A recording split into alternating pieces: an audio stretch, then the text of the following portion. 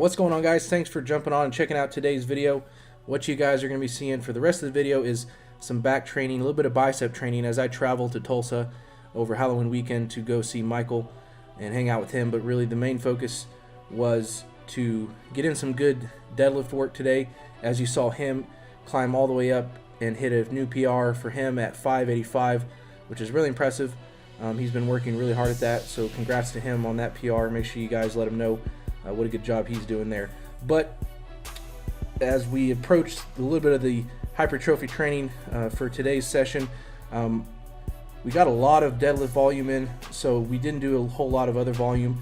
We started with some single arm rows there, as you saw on the machine. We moved on to some lat pull downs, really focusing on the big stretch and the big contraction, focusing on using the lats, which actually I'm going to come out with the video here later on in the week, which is going to show us particularly how to use these movements to our advantage to help target the lats. But then we moved on to another cable row, which kind of hits it from another angle.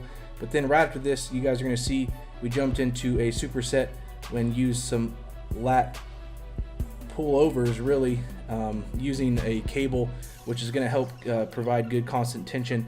But it's really good to jump onto in superset, as you guys are seeing.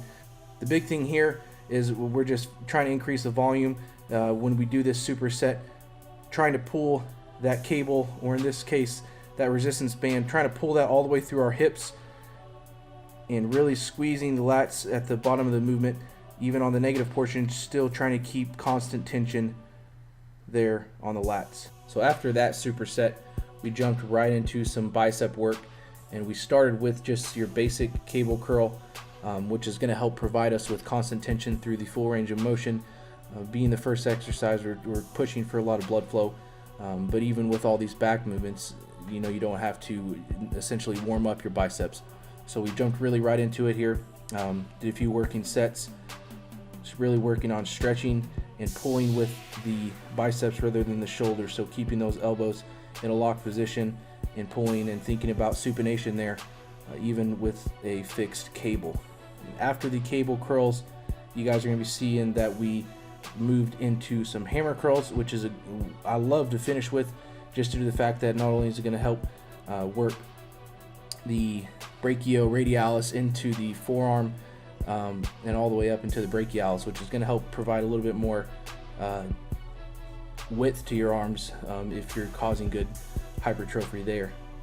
So this was the last thing that we did in today's session. So it was good to travel to see Michael. I'm going to make it a lot more of a habit here in the future, just to get some good footage in. We got a lot of good ideas bouncing around, so you guys make sure to stay tuned for that. As always, I do appreciate each and every one of you for checking out the videos. If you guys have any questions or concerns, comments, whatever, just make sure you drop those down below. If you guys like the video, be sure to give it a thumbs up. It's going to help people find the channel, get it out there, get new information.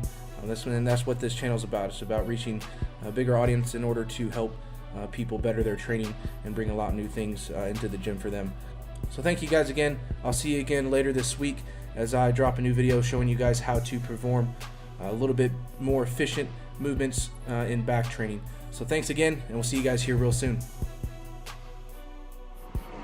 Good